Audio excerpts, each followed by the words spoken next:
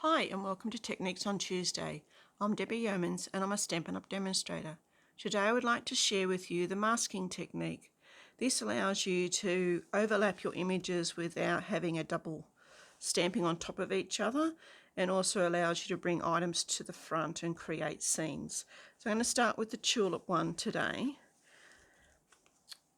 And to create this card, you need to be able to make some masks. So I've taken some post-it notes, and I usually take 3 or 4 at a time, stamp the images that I need to make masks with, and then cut them out using some paper snips.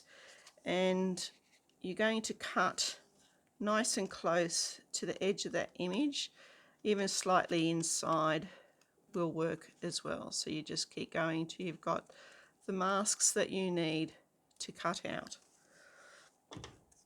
And for this card, I've made masks for the tulip and the stems and the leaves. Let me show you the difference between stamping with and without a mask. So if I was to stamp this tulip down and I want to do some more tulips, put them over the top of each other, you can see how we've got that overlap like that.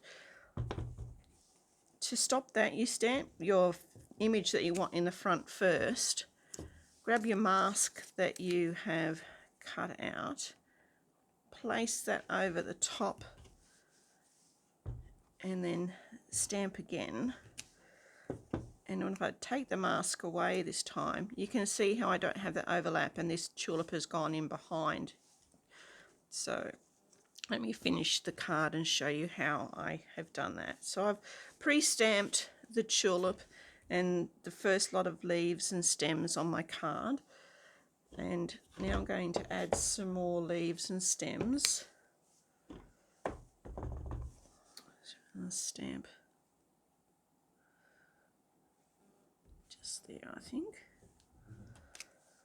and then some leaves to go on the edges of those. So now if I remove those masks, you can see that those extra stems and leaves have gone in behind, giving me a layer of the leaves and stems. And now the tulips, I'm going to stamp one on this side and one up here. Now I want to stamp one over here, so I can now move this tulip and put it over this one here. And I'm going to just stamp a smaller tulip this time on the edge there. And you can see there how I've created that card. Then I've just finished it off with some layers. Another way you can do your masking is on this card. And what I've done for that is I've pre-stamped my sentiment from the Happiest of Birthday stamps, and again created a mask with the stitched rectangle die. So I've just placed that on 3 or 4 sheets of post-it note, and then I can peel that off and stick that over my sentiment that I have stamped so that it's covered. Or you can just put your mask down first and stamp your sentiment later if you like. And then using some images from the Forever Fern, I can now stamp some images around the outside in some different colours, filling in the space as I go. Overlap them a little bit as well.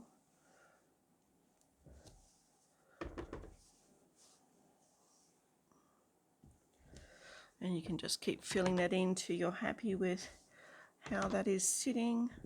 One there, a couple of these other little ones up here.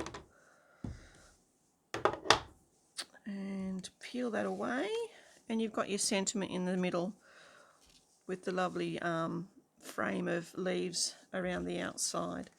And the last one I want to show you is called reversed masking. And what I've done here is I've created a circle mask by cutting out a circle from a piece of card that's exactly the same size as the image that I want.